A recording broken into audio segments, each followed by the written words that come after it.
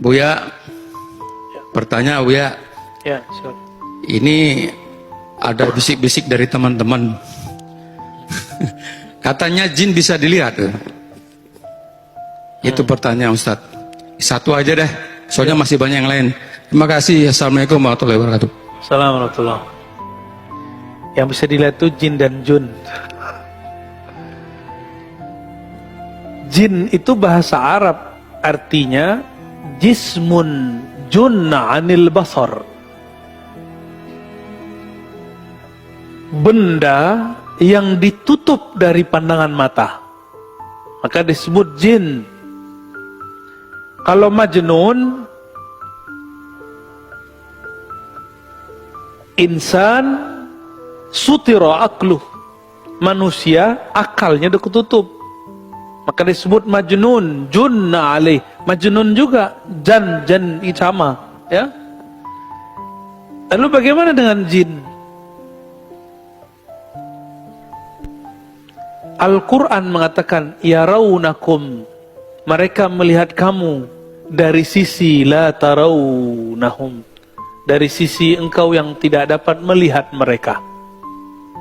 Kalau Allah bilang jin tidak bisa dilihat dengan kasat mata, terus ada orang ngomong ngelihat jin, faqad ata bi buhtanin azim, dia sudah berbohong dan telah mengingkari Al-Quran. Namun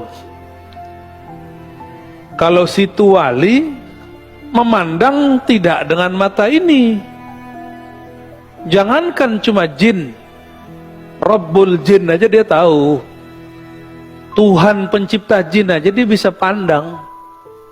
Tapi memandang Allah kan bukan dengan pandangan ini. Memandang Allah itu sebenarnya Allah lah yang memandang dirinya, cuma minjem kita. Sebenarnya kita emang dipinjem, kita kan milik dia juga. Inilah kata Imam Syafi'i, man qala ra'aitul jinna faqad ata bi buhtanin azim.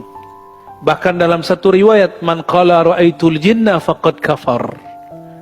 Siapa yang ngaku-ngaku ngeliat jin, dia telah kufur kepada ayat ini. Dia telah berbohong yang besar. Maka mohon maaf, saya nggak percaya dengan buku dialog dengan jin itu, saya nggak percaya.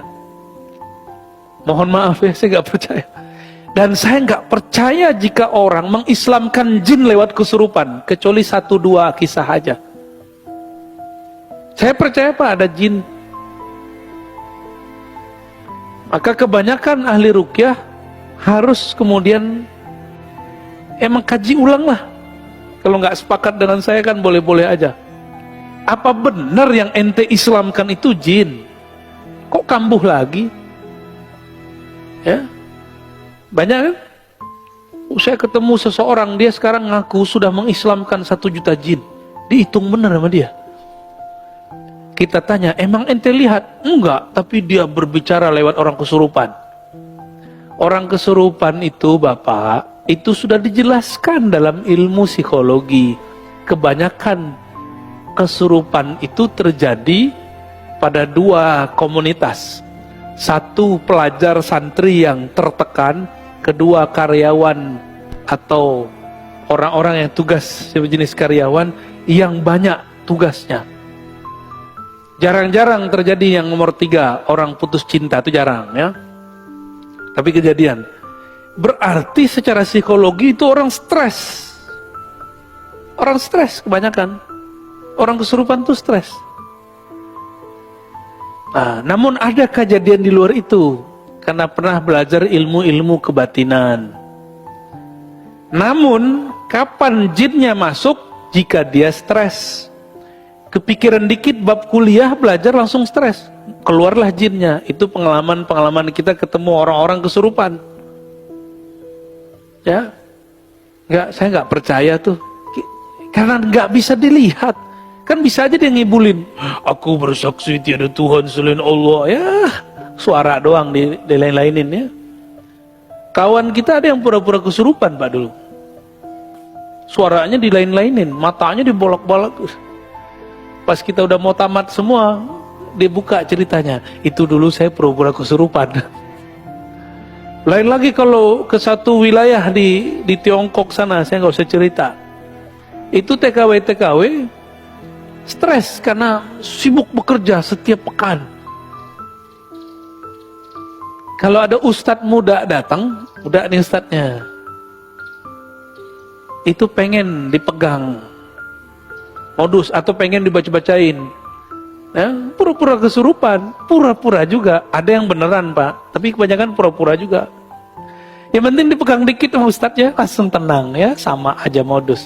Itu jinnya jin melambai itu ya.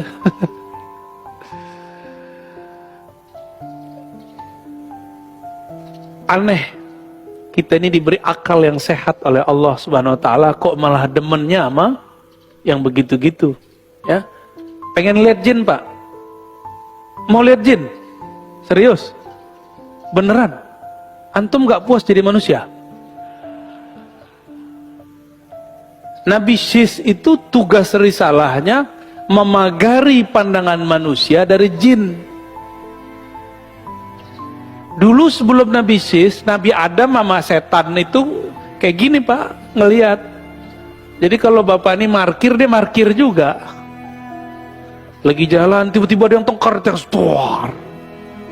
Itu zaman Nabi Adam dulu, Nabi Adam, Habil, kemudian 400 tahun beliau di dunia, lahirlah Syis, anak beliau. Nabi Syis dapat sir dari Nabi Adam, ilmu asma. Salah satu ilmu asma itu memagari manusia dari jin. Maka bapak nggak lihat kan di samping bapak ada jin?